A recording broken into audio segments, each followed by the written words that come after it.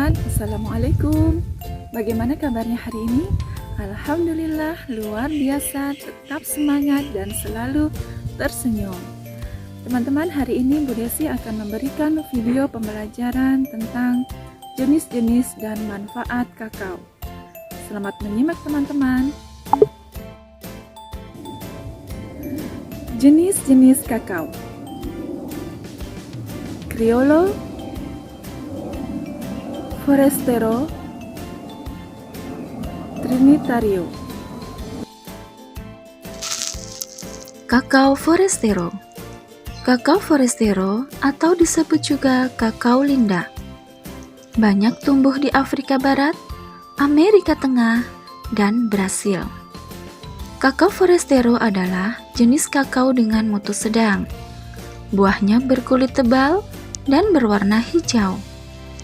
Biji kakaonya berbentuk tipis dan berwarna gelap keunguan.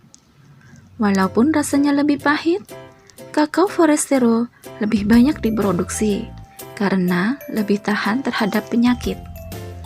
Di Indonesia, kakao Forastero banyak dibudidayakan di Sulawesi, khususnya Sulawesi Selatan, Sulawesi Tenggara, dan Sulawesi Tengah. Kakao Criollo. Kakao Criollo atau disebut juga kakao mulia banyak tumbuh di Ekuador dan Venezuela. Kakao Criollo adalah jenis kakao dengan mutu terbaik, tapi tingkat produksinya rendah karena lemah terhadap penyakit. Biji kakao Criollo berwarna putih kekuningan dengan aroma yang lembut dan enak. Di Indonesia, kakao Criollo dapat ditemui di perkebunan besar Jawa Timur dan Jawa Tengah. Kakao Trinitario. Kakao Trinitario adalah hasil persilangan antara Criollo dan Forastero.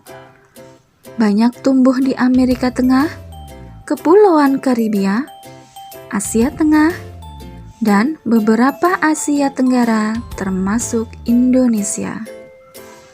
Kakao Trinitario memiliki aroma Criollo, namun tahan terhadap penyakit seperti Forastero. Bentuknya bermacam-macam, dengan buah berwarna hijau dan merah, biji kakaonya berwarna ungu muda sampai ungu tua. Proses pengolahan kakao. Untuk menjadi coklat, biji kakao harus memulai beberapa proses, yaitu memanen, fermentasi, pengeringan, memilih, dan menyangrai. Pengolahan. Memanen. Biji kakao tumbuh dalam buah yang berubah warna saat masak. Dari hijau menjadi merah, merah menjadi ungu, dan dari ungu menjadi kuning. Satu buah dapat berisi sekitar 30-50 biji kakao. Petani yang ahli terlatih untuk mengetahui buah kakao siap petik cukup untuk melihatnya. Buah kakao yang sudah matang dipanen 2 kali dalam setahun, yaitu yang pertama saat akhir musim hujan sampai awal kemarau. Yang kedua yaitu saat awal musim hujan. Tahukah teman-teman, petani yang ahli bisa membuka 500 buah kakao dalam 1 jam. Wow, hebat ya teman-teman. Proses selanjutnya adalah fermentasi. Fermentasi kakao adalah suatu proses pemeraman biji kakao sehingga menghasilkan aroma khas kakao dan perubahan warna biji kakao. Fermentasi mengurangi rasa pahit biji kakao dan membuat cita rasa serta mutu biji kakao menjadi tinggi. Proses pengeringan. Setelah difermentasi, biji kakao kemudian dikeringkan untuk mengurangi kandungan air di dalamnya. Proses pengeringan di bawah sinar matahari membutuhkan beberapa hari sampai seminggu. Proses ini membuat biji kakao lebih coklat warnanya dan aromanya lebih kuat, memilih dan menyangrai. Setelah pengeringan, biji disortir untuk memisahkan biji yang baik dan yang rusak. Biji lalu dibersihkan dari kotoran yang menempel. Setelah dibersihkan, biji kakao lalu disangrai. Ada 2 cara menyangrai. Yang pertama, biji kakao utuh disangrai, lalu dikupas lapisan luarnya. Kedua, biji kakao dikupas terlebih dahulu, baru disangrai. Proses ini membuat lemak pada biji kakao mencair atau disebut kakao cair.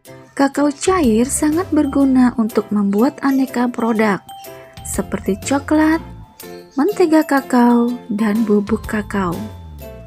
Kakao cair ditampung untuk proses selanjutnya, sementara butiran inti biji coklat diproses lebih lanjut dengan penggilingan untuk menjadi pasta coklat. Hasil olahan biji kakao. Beberapa hasil olahan biji kakao adalah: pertama, lemak atau mentega kakao.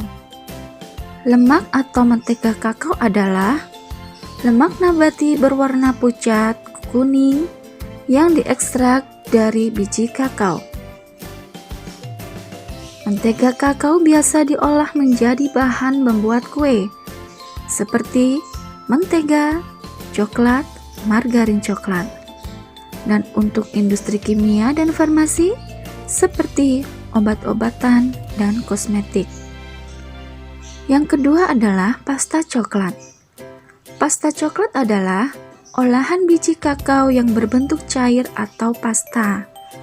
Hasil ekstraksi biji kakao setelah melalui tahapan proses pelumatan. Hasil olahan ini biasa digunakan untuk bahan pembuatan kue ataupun minuman. Yang ketiga adalah cocoa cake. Kakao cake adalah hasil pengepresan dari pasta coklat menjadi bubuk kasar. Produk ini digunakan untuk pembuatan berbagai macam kue, contohnya brownies.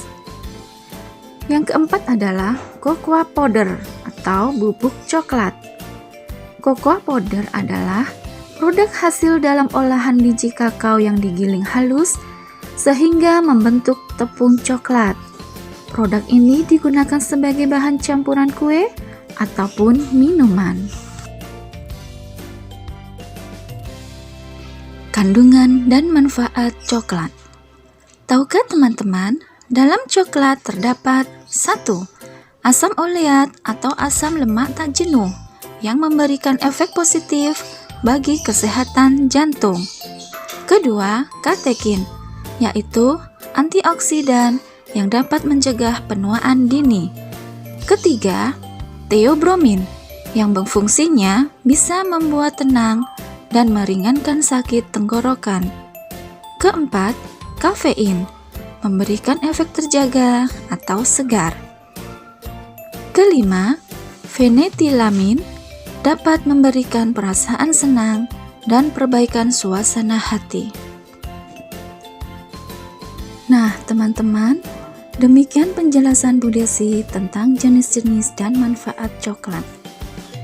Coklat yang berasal dari biji kakao adalah salah satu bukti kebesaran Allah, seperti yang terdapat pada Al-Quran Surah Yasin ayat 33, yang berbunyi, A'udzu billahi minasyaitonir rajim. Bismillahirrahmanirrahim. Wa ayatul lahumul ardul maytatu ahyainaha wa akhrajna minha habban faminhu ya'kulun.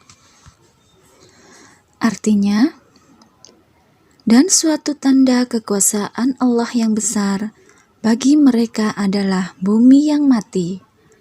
Kami hidupkan bumi itu dan kami keluarkan daripadanya biji-bijian, maka daripadanya mereka makan. Nah, teman-teman, apalagi ya bukti kebesaran Allah yang dapat kamu ceritakan kepada Bu Desi? Bu Desi tunggu ya ceritanya. Terima kasih. Wassalamualaikum warahmatullahi wabarakatuh.